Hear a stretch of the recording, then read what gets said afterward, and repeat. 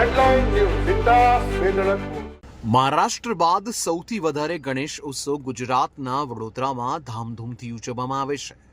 વડોદરા શહેરમાં અનેક ગણેશ મંડળો છે જેઓ વર્ષોથી ભગવાન ગણેશનું આગમન તેમજ વિસર્જન યાત્રા ધામધૂમથી ઉજવે છે. ત્યારે વડોદરા મહાનગરપાલિકા દ્વારા પણ ગણેશ વિસર્જન માટે વડોદરા શહેરમાં અનેક વિસ્તારમાં કૃત્રિમ તળાવ બનાવવામાં આવ્યા છે.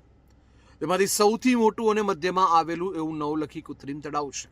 હવે જ્યારે ગણેશ ઉત્સવને ગણતરીના દિવસો બાકી રહ્યા છે ત્યારે પાલિકાની કામગીરી સામે સવાલો ઉઠવા પામ્યા છે. કારણ કે વડોદરાના નવલખી કૃત્રિમ તળાવની હાલત બિસ્માર છે. જાડી ઝાખરાથી લઈને તળાવની અંદર જે પ્લાસ્ટિક પાથરવામાં આવ્યું છે તે પણ ફાટી ચૂક્યું છે, જ્યારે રોડ રસ્તાની હાલત પણ બિસ્માર જોવા મળી રહી છે.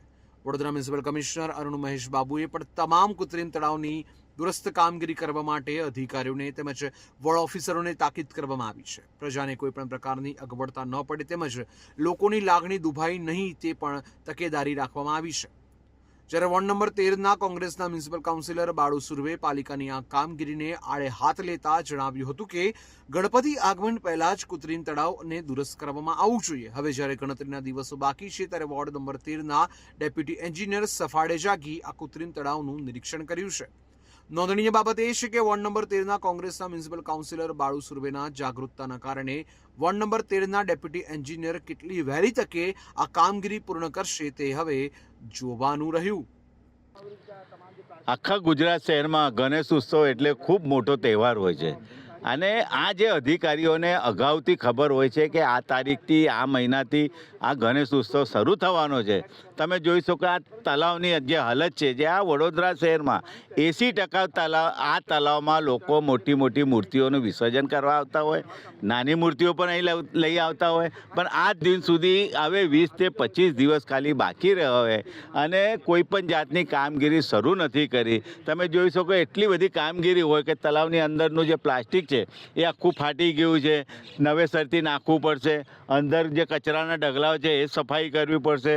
જે બહારથી ગણેશજીને આપણે અંદર લાવતા હોય એનું રોડનું કાર્પેટિંગ કરવાનું હોય, લાઇટની વ્યવસ્થા કરવાની હોય, જે બોરની વ્યવસ્થા હોય, એની અંદર જ આપણાને 1.5-2 મહિના કામગીરી લાગતી હોય ને જ્યારે 20 દિવસ બાકી હોય, 20-25 દિવસ બાકી હોય અને કોઈ જાતની કામગીરી શરૂ ના કરી હોય. વડોદરા શહેરના તમામ અધિકારીઓને ખબર હોય કે ગણેશજીનો તહેવાર એટલે આપણા વડોદરા શહેરમાં ધર્મનગરી, લોકો ઘર ઘર સ્થાપના કરતા હોય ગણેશજીની, ના તહેવાર આ તારીખે આ સમયમાં આવવાનો હોય ને તો પણ આપણે કામગીરી ના શરૂ કરતા હોય. દર વર્ષે એમને કહેવું પડે છે કે ગણેશજીનો તહેવાર આવે છે, ઉત્સવ આવે છે, આપ તૈયારી કરવામાં આવે. એ કેવું પડે એટલે કેટલીક શરમજનક બાબત કહેવાય. એટલે કમિશનરશ્રીને અમે પત્ર લખ્યો છે કે સાહેબ વહેલી તકે આ કામગીરી શરૂ કરવામાં આવે અને પૂર્ણ કરે તો લોકો પહેલા દિવસે કે બીજા દિવસે કે 7મા દિવસે જે વિસર્જન થાય એ લોકો બી સારી રીતે વિસર્જન કરી શકે, સારી રીતે સ્થાપના કરી શકે, સારી રીતે વડોદરા શહેરના લોકો ઉત્સવ મનાવી શકે ગણેશજીનો, એવી અમારી માગણી છે. અને જે કામગીરી હજુ કોઈ પણ જાતની કામગીરી શરૂ કરવામાં નથી આવી એ વહેલી તકે શરૂ કરવામાં આવે ને વહેલી તકે સારી રીતે, કેમ કે પાણી ભરવાનું થાય ને તલાવના તો 10 દિવસ પાણી ભરતા થતું હોય છે. એટલે વહેલી તકે આ કામગીરી પૂર્ણ કરે એવી અમારી વડોદરા શહેરના પ્રજાની માગણી. અધિકારી અહીંયા વિઝિટમાં આવેલા, એમનું એવું કેવું છે કે 10 દિવસમાં કામ પતી જશે.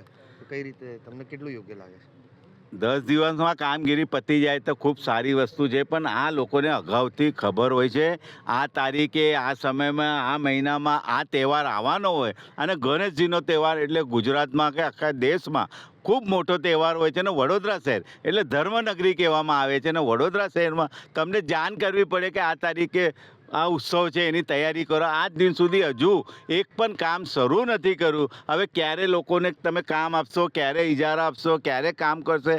પણ અમારી એવી માગણી છે કે આટલો મોટો તહેવાર હોય, આ સત્તા પર બેઠા ધર્મના નામ પર આપણે સત્તા પર બેસી ગયા છે, તો ખરેખર આવી કામગીરી તો એડવાન્સમાં વહેલી તકે કરવાની હોય એવી અમારી ને લોકોની માગણી છે.